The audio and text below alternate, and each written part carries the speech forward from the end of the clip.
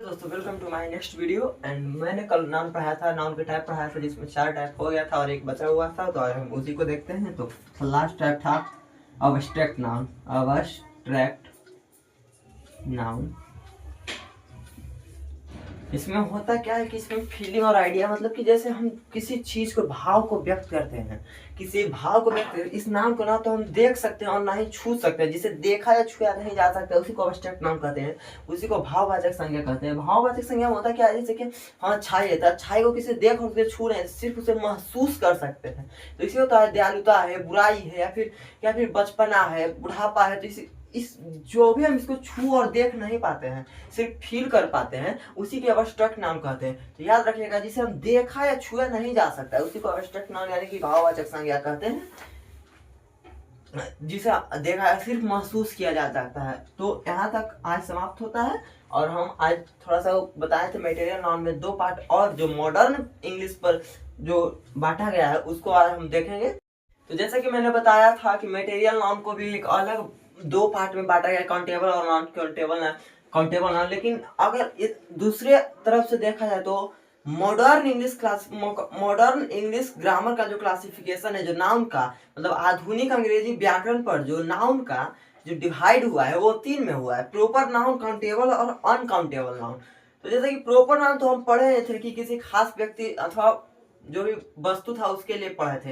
लेकिन यहाँ पर मेन चीज है मटेरियल नाउन को 2 और भागों में बांटा गया है, एक काउंटेबल और अनकाउंटेबल नाउन। तो उसी में जानते हैं। देखिए मटेरियल नाउन, मान लीजिए मटेरियल नाउन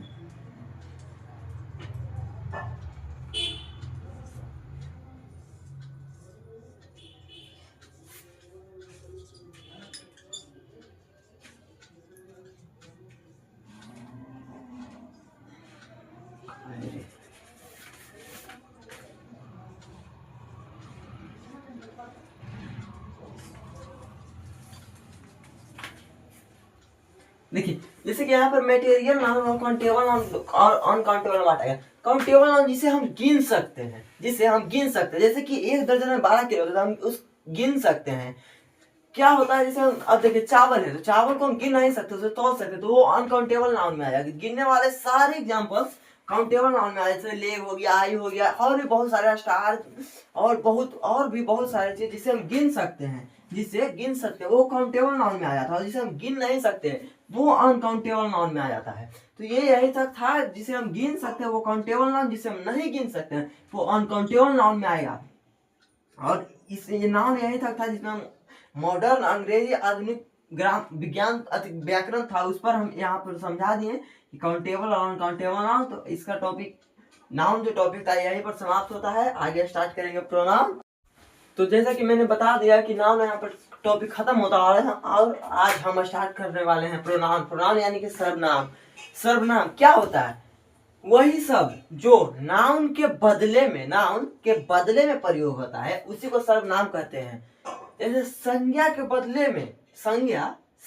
बदले में उपयोग होने वाले शब्द को ही सर्वनाम कहते हैं। उसे noun pronoun is the name of pronoun in the name of instead of noun, मतलब जिसके जगह पर नाउन के जगह पर प्रोनाउन प्रयोग होता है वही यहाँ पर प्रोनाउन कहलाता है। नाउन के जगह पर प्रयोग होता है वही प्रोनाउन कहलाता है। जैसे कि हम एग्जांपल से समझाते हैं, आप अच्छा से समझ में आएगा।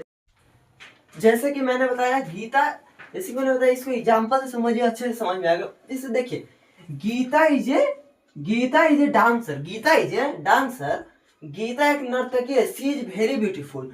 तो जो यहाँ पर जो सी यूज हुआ है ना, ये किसके बदले यूज हुआ है? ये जो नाउन है इसके बदले हुए। गीता एक नाउन है, गीता एक लड़की का नाम है, प्रॉपर नाउन है। इसी के बदले में यहाँ पर सी यूज हुआ, इसी को प्रोनाउन कहते हैं। यहाँ जो गीता प्रॉपर नाउन है, इसी के बदले में यहाँ एक वर्ड यूज हुआ सी, इसी को प्रोनाउन कहते हैं। यहाँ पर जैसे दूसरा एग्जाम्पल देखते हैं। यहाँ पर तो मैंने बताया कि my father has a car, it is red. यहाँ पर जो कार है ये एक थिंग है, एक नाउन है। जो कार है थिंग है, और इसी के बदले में यहाँ प्रयोग क्या हुआ है? इट हुआ है। तो मैंने बताया कि a noun is the name of, मतलब a noun the pronoun is instead of a noun, मतलब किसी के जगह पर प्रयोग होता है। नाउन जो प्रोनाउन होता है नाउन के जगह पर प्रयोग होता है। जैसे यहाँ पर माय फादर ऐसे कार, या फिर गीता इज डांसर, तो यहाँ पर गीता एक नाउन है, इसी के बदले में प्रयोग हुआ है सी इज वेरी ब्यूटीफुल। जो सी है इसी नाउन के बदले आया, तो इसी को प्रोनाउन कहते हैं। और एक तरह से और कह सकते हैं कि प्रोनाउन स्टैंड फॉर नाउन। जो प्रोनाउन जो नाउन के लिए लगता है, नाउन के लिए खड़ा होता है, उसी को प्रोनाउन कहते हैं।